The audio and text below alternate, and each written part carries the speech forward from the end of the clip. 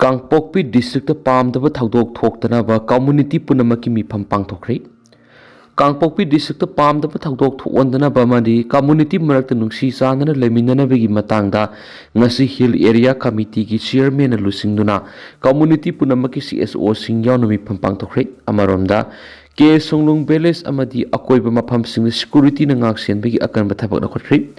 Kangpokpi district headquarter ngasi nungthil pung ama tawada pangthokiba apunba mifam adu hill area committee HAC Manipur gi chairman oiriba nungba kendra gi MLA Dipugang maina share logdun pangthoki mifam adu Kuki civil society organization sing lusing basing United Naga Council UNC gi lusing basing Zirang Rong Union ZU amasum Rong Mainaga People's Organization RNPO gi lusing basing sarugaki Ngarang Republic Day numita thokiba thawdok amagi matung district asita leiminariba community singi marakta pamdaba thawdok sing makhatana thoktanaba madi community marakta wakhal taminaduna nungsi chanana leiminaduna ingtappa lamdam ama uhenanaba panamda joint peace talk adu pangthokpani maraksida ke songlung village amadi masigi akoiba mafam singda security gi akanba thabak lakhotkibaga loidana district police amasum central armed police force CAPF ki joint team na paksina thib humba amadi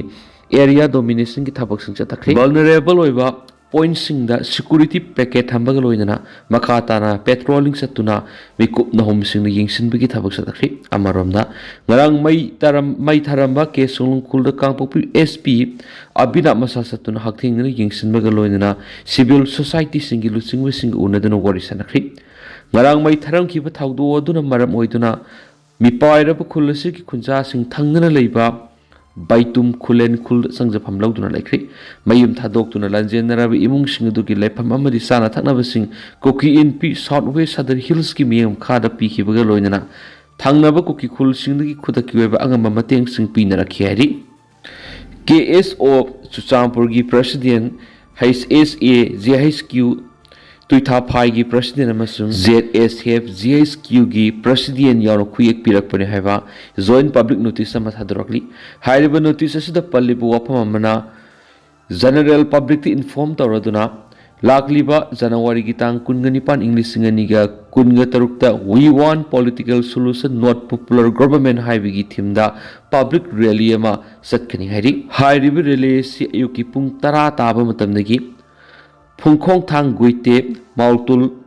hiangtham lamkadagi miyoi singna saruk yaraga tuibongi peace ground phoba satkani hari rally asida saruk yabi ba miyoi singna santi laina discipline laina masum manner laina saruk yabi na bagi damakta wafam yauna phungdorakli ZUF na popi tharamba mafam farmhouse amadi unauthorized structure sing mai thaduna mangankri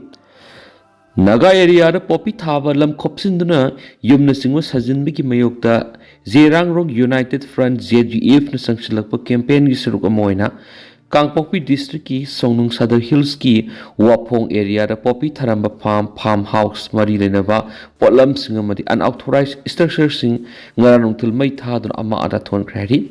ZUF ra thadorakpa chirolamada Zerang Rong inpui naga miyamgi territory manung logi wangbada illegal immigrant singna popi thaba narcotic trafficking tawba amadi ain kaina lam khopsinduna sajin khopsin begi mayokta hena kanma campaign khongjang lup asina sangsilagani Khongjang asigi manungsana ngang January 13 ki nungthul pung 12 minute 15 tabada Kangpokpi district ki Sonung Sadar Hills ki Wapong area unauthorized oina sajilam structure sing popi thabigi farmhouse sing farm amadi atai popi thabra sajinaba potlam sing mai thaduna muhan khriari ZUF ki wafam thawoidana illegal immigrant sing asina leptana illegal activity kya sathaduna yalomi sing ki public safety indigenous land right amadi region asigi tunglam sat singaduna lakli ZUF ki maikedi ki mamang thaktigi oina foreign natragana illegal immigrant singna Zerang Rong inpui naga miyam gi ipai pungna thamlamba lamkhai manungna sangsilaktuna leijaba resourcing ama ara thonba lam khopsin bagi thabak tawduna ba khanganduna su lakhibani Zerang Rong United Front ZUF ki oina illegal poppy cultivation tawba maru oina manganba narcotic network muthatpa amadi lam khopsin duna unauthorized oibe structure sing thugai duna makoi buta thokpa haibesi lengdraba phirimni isagi lam isagi identity amadi tunglamsat kanjana bohona bada thawong amatada yasinaru hena su sirol sina phungdorakli thadau human right advocacy THRA gi maikedi media release ama ngasi thadurakli hariba media release asida thadurakli ba maruibu wafum kharana president rule gi manung government na action lo THRA na Kangchup Area da civilian attack Tankhiba ngakthok pangam haudabada THRA na akan mamong na condemn torakli tha sigi haugalakpada susnariba suspension of operation da leiriba khulai matik sana paiba Kuki National Front KNF UPF na January 13 English nganiga kunga tarukta naga ireng naga village ta terrorize tawkiba thong do akan mamong na condemn tawbaga loinana madu to natana slogan laukshilamba public property sing tuga yekhai toramba masum adu to natana